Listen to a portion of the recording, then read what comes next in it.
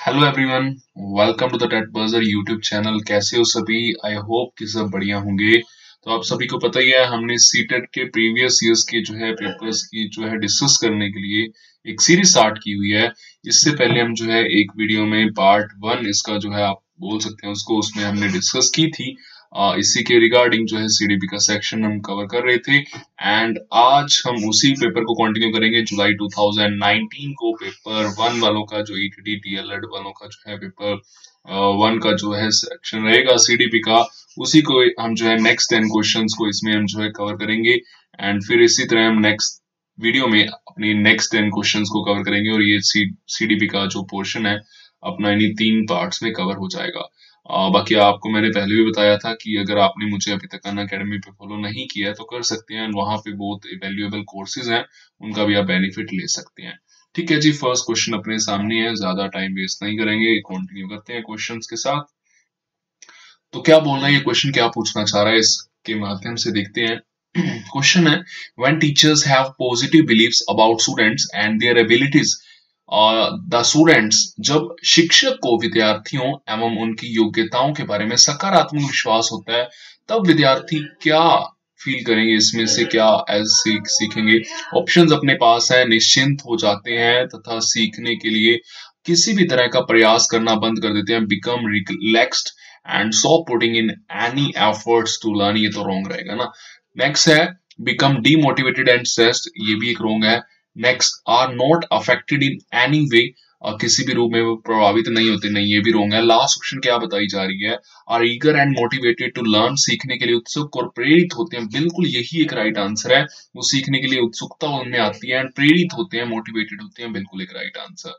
Next question number 12 on your screen, देखते हैं।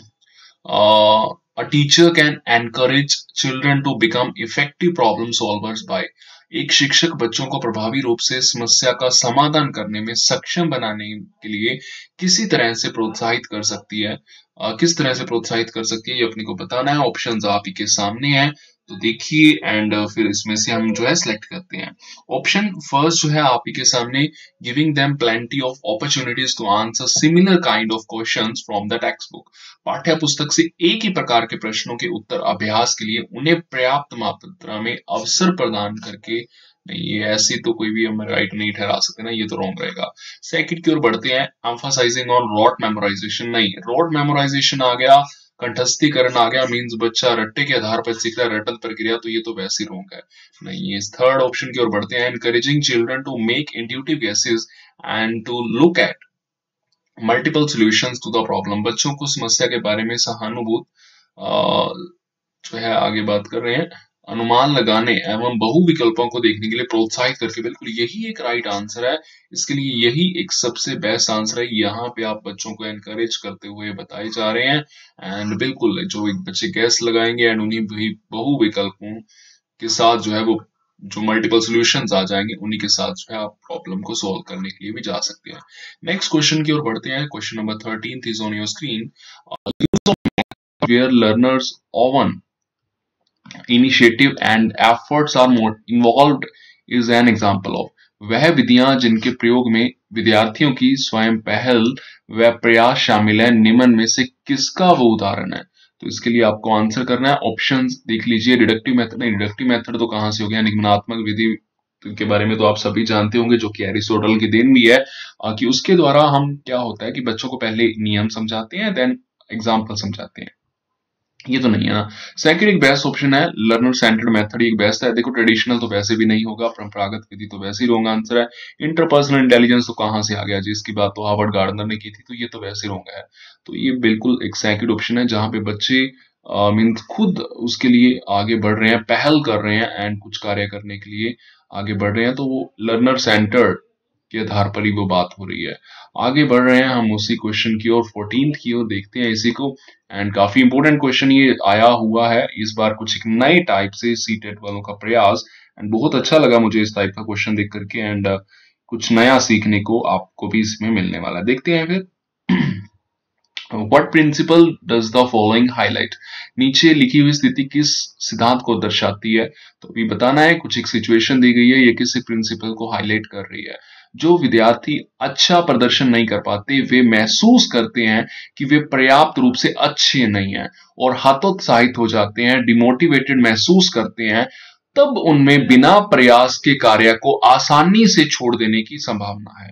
Students who don't perform well, point note कीजिएगा, and feel that they are not good enough and feel demotivated, they are then likely to give up and easily without trying or persisting in doing tasks। देखो साधारण सी बात है, इसके under क्या बात आ रही है, दो बातें यहाँ पे बिल्कुल सामने अपने आ रही हैं, कोग्निशन एंड इमोशंस के रिगार्डिंग। ठीक है, कि एक दूसरे पे इफेक्ट डालते हैं। पॉइंट आपसू को सीधी सी लाइन में इसमें क्लियर किया गया है। एंड पहले ऐसे कुछ पॉइंट्स बन के आया करते थे हेरिडिटी एंड एनवायरनमेंट वाली साइड पे। ऐसा ही क्वेश्चन पहले 2016 में भी आया था, हेरिडिटी एंड एनवायरनमेंट के लिए आया था, बट कॉग्निशन एंड इमोशंस के लिए नहीं आया। तो ये एक बढ़िया अप्रोच लगी मुझे देख करके। तो ये तो वैसे ही रोंग है ना जी, कि संबंधित नहीं है संज्ञान और संवेग, cognition and emotions are not related, तो ये तो रोंग है। सेकंड, हेरिडिटी एंड एनवायरनमेंट के रिगार्डिंग तो ये स्टेटमेंट ही नहीं है जी, ये तो वैसे ही रोंग है। हेरिडिटी एनवायरनमेंट के रिगार्डिंग तो है ही नहीं, ये तो मैंने आपको पहले ही बता दिया, आपको भी क्लियर हुआ। And cognition and emotions are not separable, बिल्कुल राइट आंसर है। संज्ञान और संवेग अलग नहीं है, एक का प्रभाव दूसरे पे पड़ेगा, एक का इफेक्ट दूसरे पे पड़ता हुआ नजर आएगा इसके आधार पे। तो ये ही एक जो है बेस्ट आंसर था इसी के आधार पे। एंड ठीक है जी, इसके साथ ही अपने लिए कवर होता हुआ चलते हैं, नेक्स्ट क्वेश्चन की ओर बढ़ जाते हैं। तो नेक्स्ट क्वेश्चन है, आप एक स्क्रीन पे देखिए एंड करिए आंसर, अपने मन ही मन में सोचिए। Which of the following is the primary socialising agency, निम्नलिखित में से कौन सामाजिकरण का जो है एक प्राथमिक सामाजिकरण का माध्यम है। देखो इस टाइप के काफी सिंपल से क्वेश्चंस आया करते हैं, एंड इस बार का जो सीटेड रहा था उसमें भी इसी के रिगार्डिंग बात की गई है, प्राइमरी सोशलाइजिंग एजेंसी। तो ये तो सिंपल सा आंसर है जी, परिवार है, फैमिली है, बाकी तो सारे के सारे सेकेंडरी सोशलाइजेशन के पार्ट आते हैं। तो प्राथमिक का तो फैमिली है, जहां से बच्चे का प्राइमरी सोशलाइजेशन होता है, मुख्य रूप से सामाजिकरण होता है। नेक्स्ट क्वेश्चन आप एक स्क्रीन पे, the major proposition of Jean Piaget's theory is that, Jean पियाजे के सिद्धांत का प्रमुख प्रस्ताव है कि। तो ऑप्शंस आप ही के सामने, एंड इसमें से देखिए एंड सोचिए क्या हो सकता है आंसर इसके लिए। फर्स्ट है, children's thinking is superior to adults, बच्चों की सोच वयस्कों से बेहतर होती है। नहीं, ऐसी बात तो पियाजे नहीं करते थे, ये तो एक रॉन्ग आंसर है। नेक्स्ट पॉइंट की ओर प्रोसीड कर रहे हैं। नेक्स्ट पॉइंट क्या पूछना चाह रहा है अपने से, वही देखते हैं।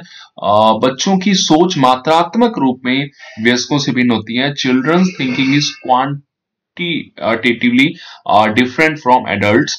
या फिर थर्ड है कि children's thinking is qualitatively different from adults, बच्चों की सोच गुणात्मक रूप में जो है वयस्कों से भिन्न होती है। ये लास्ट बात की जा रही है कि children's thinking is inferior to adults, कि बच्चों की सोच वयस्कों से निम्न होती है। नहीं, ऐसी बात भी नहीं करेंगे और बेहतर की बात भी नहीं करेंगे, बेहतर वाला भी रोंग है और निम्न वाला भी रोंग है। और इस टाइप के क्वेश्चन तो ऑलरेडी आए हुए हैं, जहां पे क्वांटिटेटिवली एंड क्वालिटेटिवली, ये क्वेश्चन सीटेट का ही एक प्रीवियस ईयर का क्वेश्चन है, बट उसमें ये वर्ड प्रॉपर नहीं यूज किए गए थे, क्वांटिटेटिवली टर्म तो यूज की गई थी। वहां पे ये पूछा जा रहा था कि बताइए बच्चों का चिंतन काइंड में डिफरेंट होता है, या फिर आप ये बता दीजिए कि बच्चों का डिफरेंट जो है अमाउंट में डिफरेंट होता है। तो यहां पे भी कुछ वैसी स्थिति है, तो वहां पे तो आंसर काइंड ही था। अभी काइंड के अकॉर्डिंग देखें तो गुणात्मक रूप में डिफरेंट होगा जी, यही एक बेस्ट आंसर है इसके लिए। एंड आई होप कि आपको क्लियर हो पाया होगा। देखो छोटे बच्चे लगाते हैं इंडक्टिव थिंकिंग, वो आगमन तर्क ज्यादा करते हैं, एंड बड़े जो है एडल्ट जो है वो निगमन तर्क की ओर बढ़ते हैं। तो वो एक काफी एक बढ़िया पॉइंट है, जहां ये जो है इस बार भी रिपीट हुआ है। देख लेते हैं नेक्स्ट क्वेश्चन को भी। नेक्स्ट क्वेश्चन आप एक स्क्रीन पे, एंड काफी बार ये क्वेश्चन रिपीट हो चुका है, आप सभी को पता होगा 17th क्वेश्चन के रिगार्डिंग, कि जेंडर इज अ और एन डैश।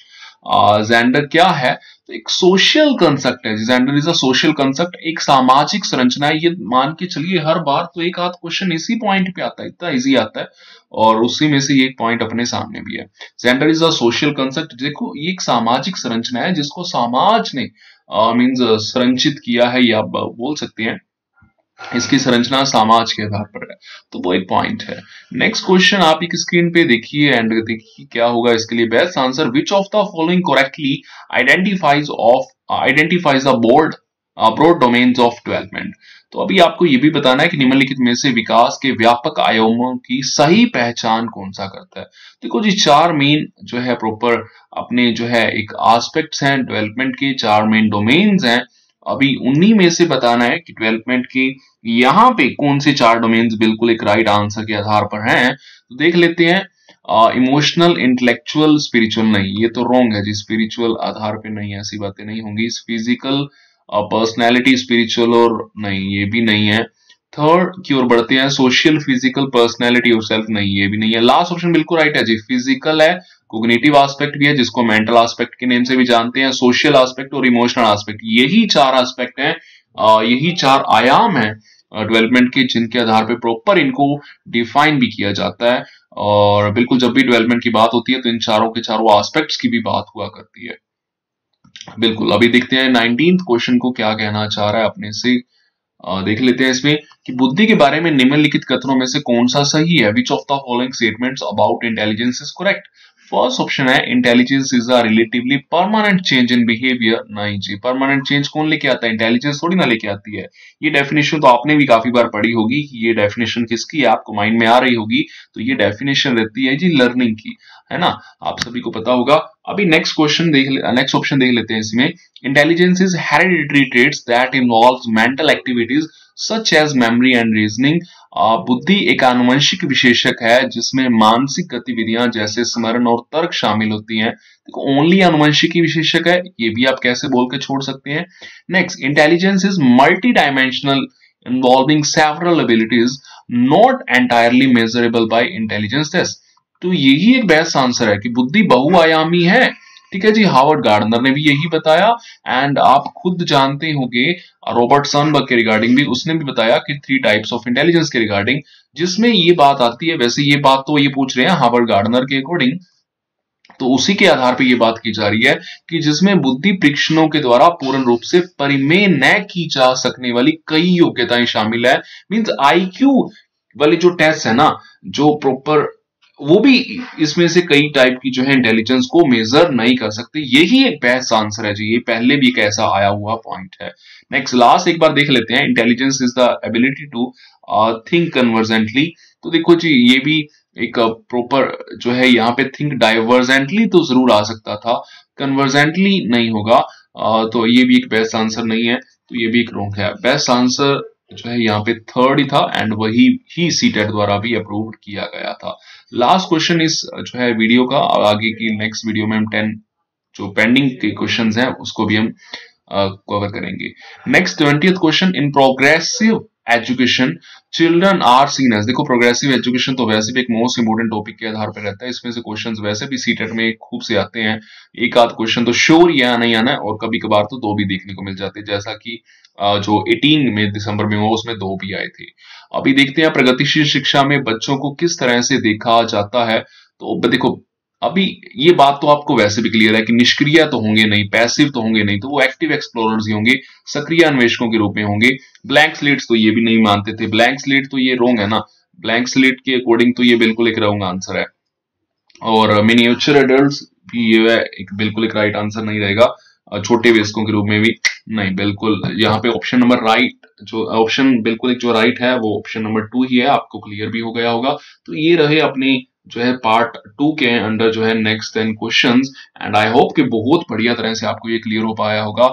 एंड जो आपके डाउट्स होंगे कुछ भी इसके बाद तो रहे नहीं होंगे, बाकी हों तो बिल्कुल आप कमेंट बॉक्स में कमेंट भी करें एंड बिल्कुल पूछ सकते हैं जो भी आपके डाउट्स हैं, या कुछ सजेशंस भी देना चाहें तो वो भी मैं एक्सेप्ट करूंगा आपकी तरफ से जो भी सजेशंस आएंगी।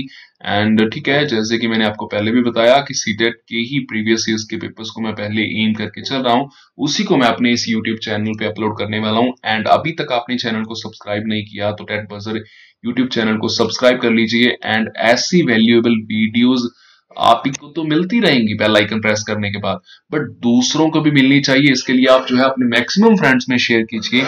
एंड ठीक है, मैं भी उससे मोटिवेटेड हूंगा एंड फ्यूचर में ऐसी ऐसी वीडियोस आपके लिए कॉन्टिन्यूसली लेकर आता रहूंगा, और फ्यूचर में लाइव सेशंस भी जरूर से लेंगे।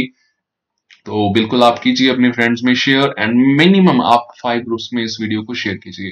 बाकी कमेंट बॉक्स आप ही का है, जो भी पूछना चाहे पूछ सकते हैं। थैंक्स फॉर वॉचिंग, मिलते हैं अपनी नेक्स्ट वीडियो में। एंड आई होप कि प्रॉपर आपको क्लियर भी हो पाई होगी। Okay, bye bye everyone.